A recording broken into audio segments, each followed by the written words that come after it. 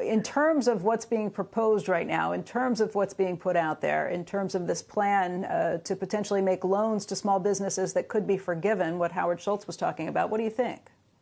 I totally disagree. I think, first of all, Howard is an advocate of small business, and I appreciate that. And he's a rock star amongst the entrepreneurial community for caring about employees. It's always been part of his mantra and what he did in building Starbucks. But when we started this PPP program months and months and months ago, there was a lot we didn't know that we know now.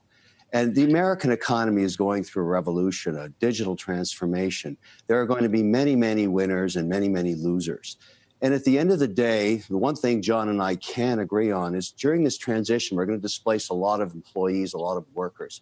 We should support them, but let the actual change, this dynamic change occur, happen on its own and let the market be the market. I am, as you know, a huge advocate of small business. I have over 50 companies, small businesses that are private, I've invested in. At least 20 to 25% of them are going to fail because the world has changed on them. Consumers have changed. The way they buy things have changed. Where they go has changed. And we don't yet know what the world looks like on the other side of this pandemic. Assuming it's going back to what it was is an incorrect assumption because many things are going to be more efficient. And we can't pick the winners and losers anymore. That's what's changed in my mind over the last 5 months.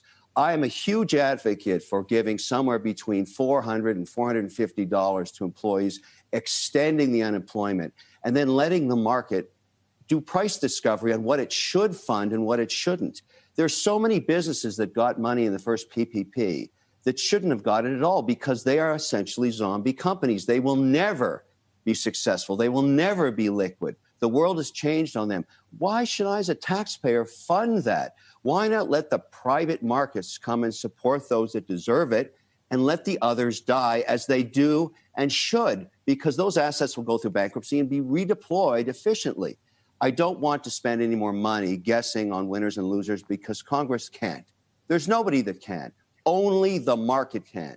And John knows that, and he has to admit that no one can pick winners and losers. Why should taxpayers be forced into these crammed down fundings? Makes no sense at all to me. And I'm an advocate for small business. John, your response?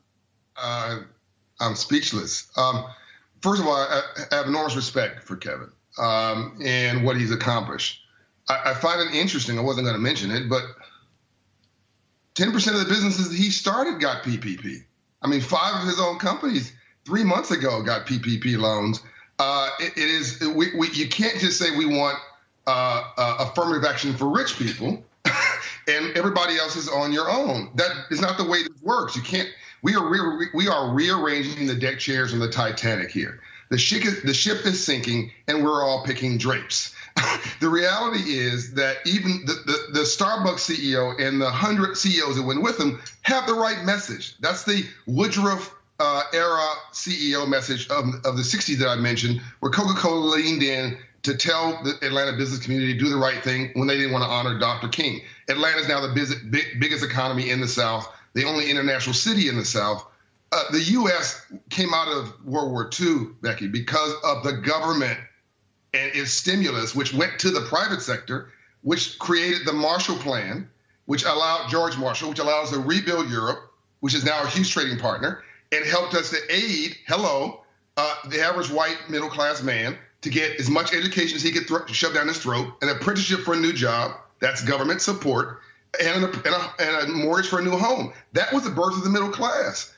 And that made us a global leader in the world. So yes, the private sector should lead, and the private sector should pick winners.